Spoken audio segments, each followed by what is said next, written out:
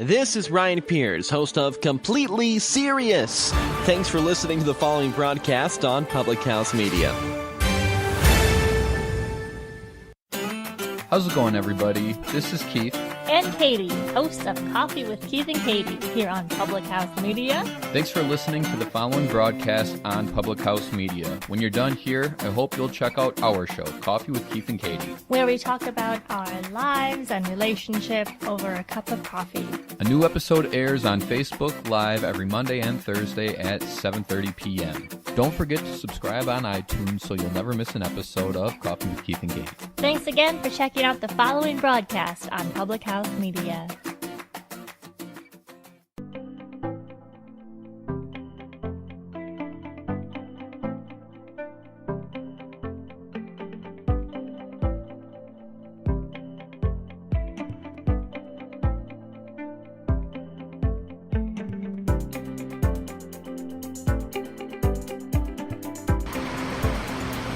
Hello everyone, it's #No Filter Friday on Public House Media, except it's not Friday and I'm not at home because things got a little hairy canary last night, but Saturday, it's a new day and I'm here with my wonderful boyfriend, Stephen Glickman, because we thought we would both talk about the incident surrounding the death of Anthony Bourdain. Yeah, it's pretty sad. And offhand, it doesn't really sound like that is applicable to #MeToo, but it is, because Anthony Bourdain was with Asia Argento for a long time, and then during her time when she first came out with her story and said that she had been raped by Harvey Weinstein, he was very supportive and then wrote another op-ed in his support for the #MeToo movement. So it is kind of relevant to the show, and it's a good thing to talk about because he was a good man that is no longer with us. Yeah, he was a really great man, and a lot of people really are really mourning his death hard because he was such a nice guy. And he knew so many people. Yeah, he really all did. over the world. Yeah, I'm in the podcast world, and there's a lot of, you look online at just the amount of podcasts that he did on all different types, fun, weird stuff with like Chris Hardwick and guys like that, and all across the media. So he was very well loved, and it's a sad case with someone like that, you know. It is very sad. But around that, though, there's been some. It hasn't been released yet exactly what happened to him. I personally think he either got into drugs again, or something happened to him.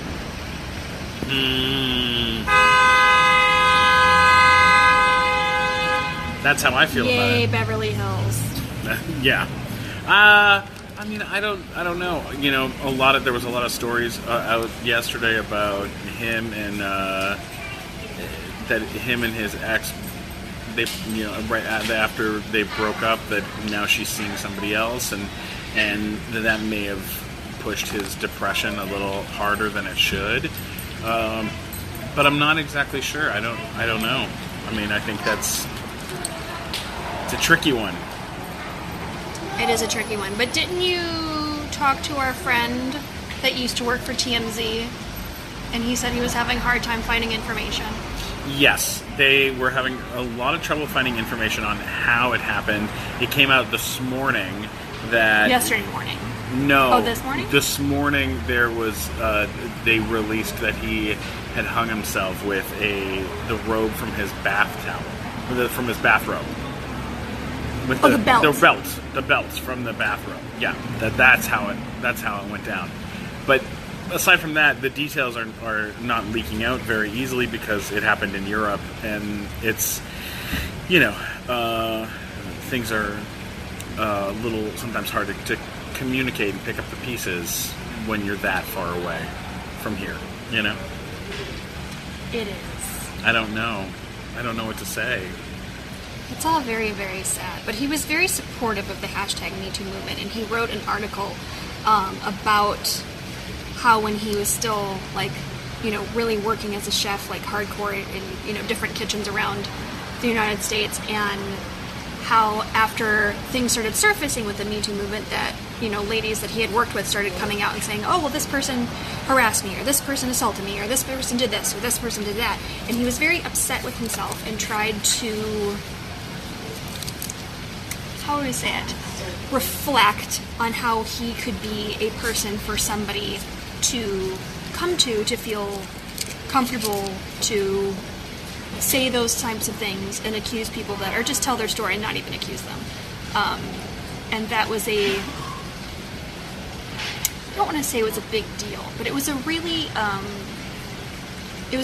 nice gesture. It was a nice gesture, and it was a really good male push for, you know, what to do about the Me Too movement and how to move on from it and to be better as people. Yeah, that makes a lot of sense. Yeah. Did we ever meet him? Was he ever at the Emmys or anything? I don't think so. I don't think I've ever. I think I would have remembered meeting him.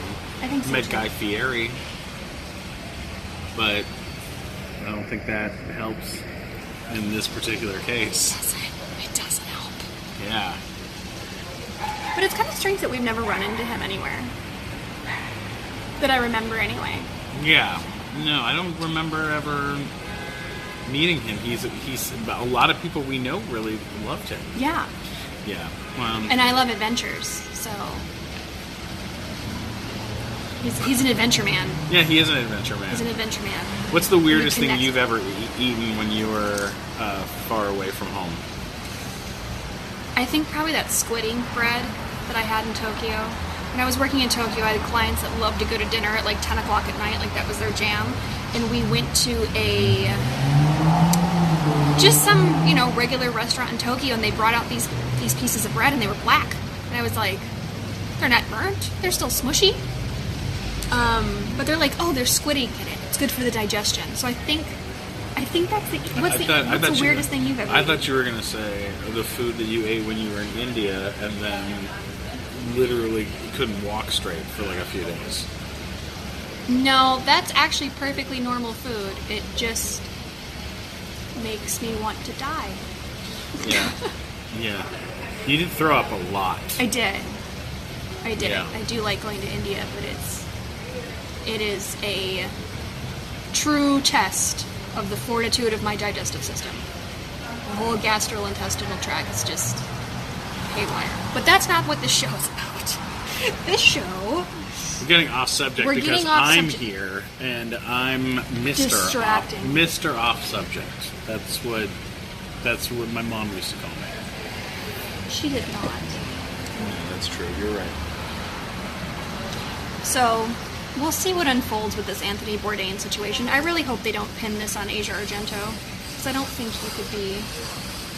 Yeah, that would other be than very telling nice. someone to go kill themselves, like, I don't think you can really be responsible for somebody doing that, because to be at a place where you are able to override your natural instinct of self-preservation is a different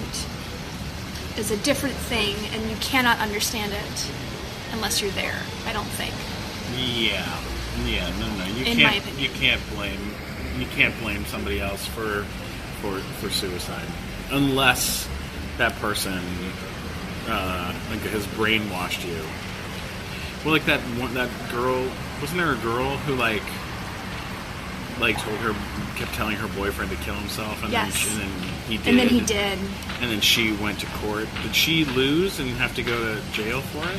I don't think so. That was a big case. I don't really remember what the outcome of it was, but it was a really serious case, and there was a lot of back and forth on if she was or was not responsible for him killing himself, and if she could have been held liable at all, because I think she was a minor. Wow. And even if she wasn't, it was a precedent-setting case because that had really been explored before, unfortunately. Sure, yeah.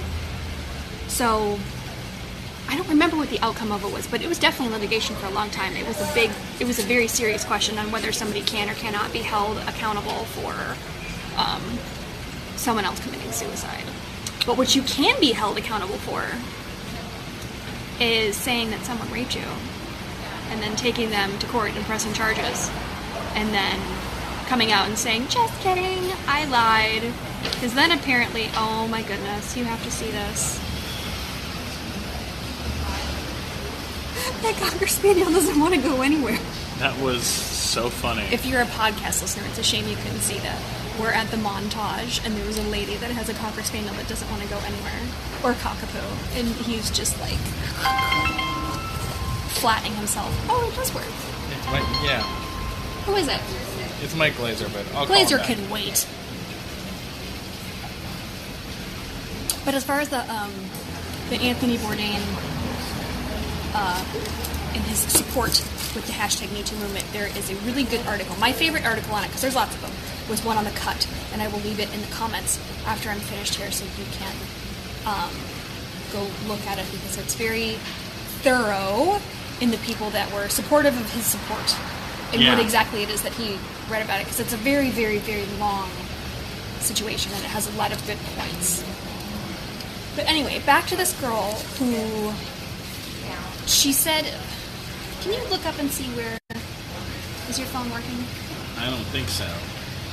Anyway, there was a girl that accused two guys that played on the football team of the school that she went to, or goes to, of raping her in like a basement bathroom.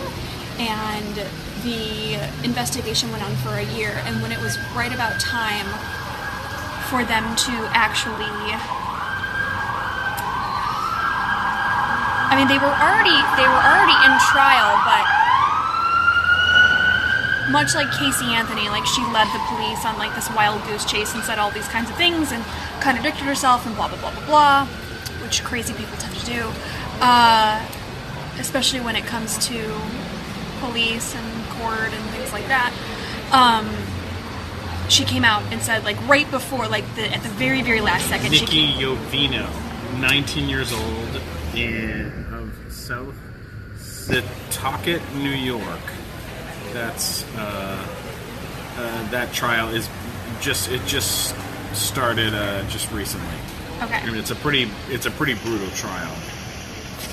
It's ugly. She said some really, really ugly things about that. But at the very last second, she came out and said that she had lied. And she's just been sentenced to a year in jail for lying. She could get charged with 5 years. But she could get charged with 5 years. And we'll see what type of crazy she is in jail, because typically the crazy ones get themselves in more and more and more trouble as time goes on. So we'll see if she can keep it together for a year. I doubt it. Is there any good quotes on that article? It says Jovino answered only yes or no during the recorded interview, and then they asked her if she had lied, and she said that she hadn't. And then they said that you see her admitting to things that didn't happen on the tape. She's admitting to all sorts of things that didn't happen, and then she said that the detective put words in her mouth. But then once they watched the tape, they were like, oh, no, she just made up a whole bunch of stuff. She just made up a bunch of stories. And then dragged these two guys through the mud, and now... For a long time. And kind of ruined their lives. And now she's going to go to prison for... 1 to 5 years. 1 to 5 years for making up all this stuff. It's pretty crazy. It is pretty crazy, and especially in a time where there's so many different cases of rape or sexual assault or sexual harassment, like, going through litigation right now. Like, it's a really big setback for that entire situation, because they love to use, like, when one person was lying about it, that, like, oh, well, they could be lying, which they could. Everybody's innocent until proven guilty, but it's going to set things back, and it's not right to just...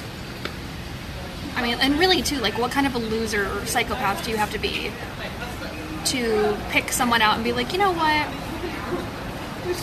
I'm going to drag you through mud until it's not fun for me anymore.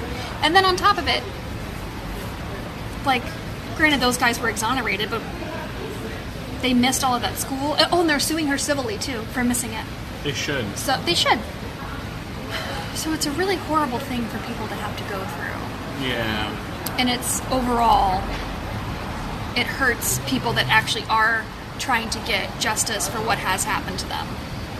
Well, it's, you know, some people see it as an easy way out. You know, they're like, oh, I can just, you know, get a bunch of attention and destroy somebody, you know, a couple people's lives in the process. Maybe these guys did her wrong. I think she had dated both of them at one point or another, right? Wasn't that the story? In the reports it said that she had consensual sex with both of them at separate times prior to when she said that they drug her into a basement bathroom and raped her at school.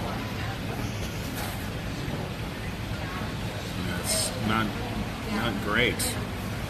It's the opposite. Positively rotten. The worst. Yeah.